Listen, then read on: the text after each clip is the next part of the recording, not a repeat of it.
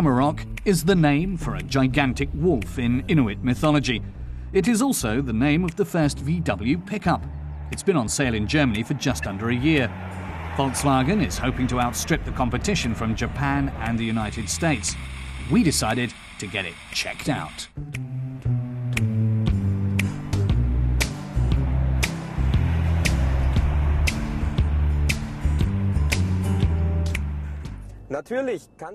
Mathis Kurat says the Amarok cannot compete with the VW Touareg in terms of comfort because of its leaf-sprung rear axle.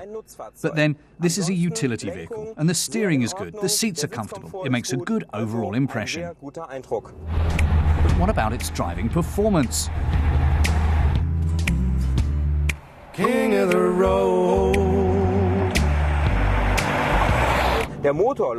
Our car tester says that the engine sounds a bit rough but has impressive torque. The Amarok accelerates quickly to relatively high speeds without using a great deal of diesel. It can do under 10 litres per 100 kilometres even if you don't drive economically. That's very good for a vehicle of this size. According to the new European driving cycle, the pickup can get by with 7.9 litres of diesel, but in practice it uses a litre more than that. Even at high speeds on the highway, however, the Amarok doesn't use more than 9.5 or 10 litres per 100 kilometres. The more powerful 2-litre by-TDI has an output of 120 kilowatts at 181 kilometres per hour.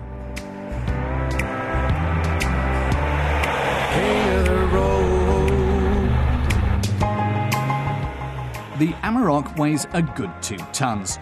The 4-motion version can carry 862 or 1,047 kilos of cargo, depending on the suspension. Up to now, you can only buy a double cab version. But from the summer onwards, a single cab version will go on sale with a longer rear cargo deck. The dashboard is a nice piece of workmanship, as we would expect from VW, but don't expect anything padded. Here too, the Amarok retains its utility vehicle character.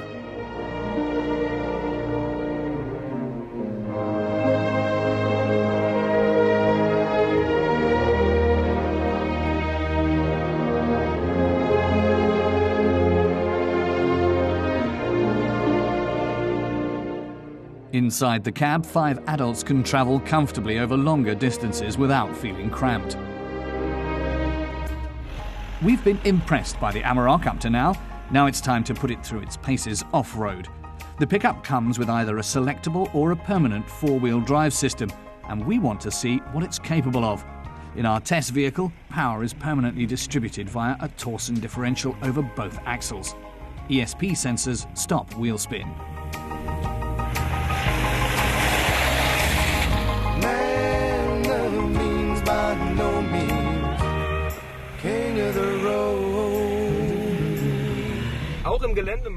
Mathis says the Amarok's high ground clearance, its permanent 4-wheel drive and the rear axle differential lock make it a sound off-road performer.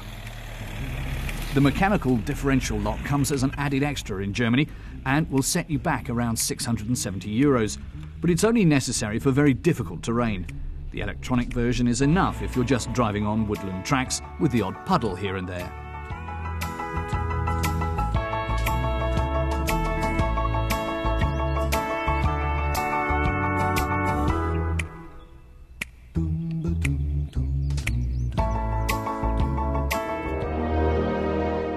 The Amarok comes in different trim levels, as is customary for Volkswagen's stable.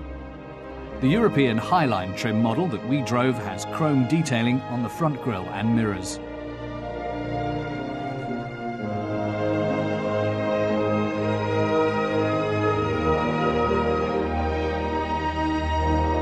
"17-inch alloy wheels.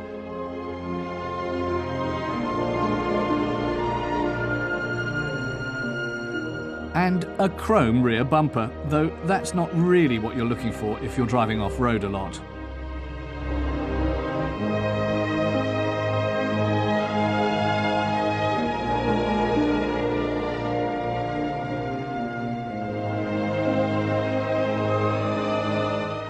The cargo deck has an area of 2.5 square metres.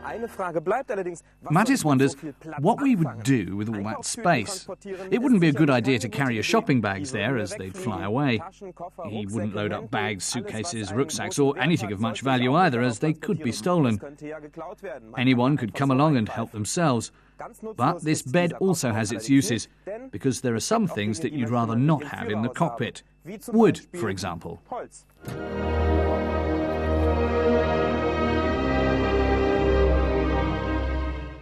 Our car tester says the VW Amarok's off-road performance and cargo capacity makes it a good choice for anyone working in forestry or agriculture and who doesn't want to buy a second car for long-distance journeys.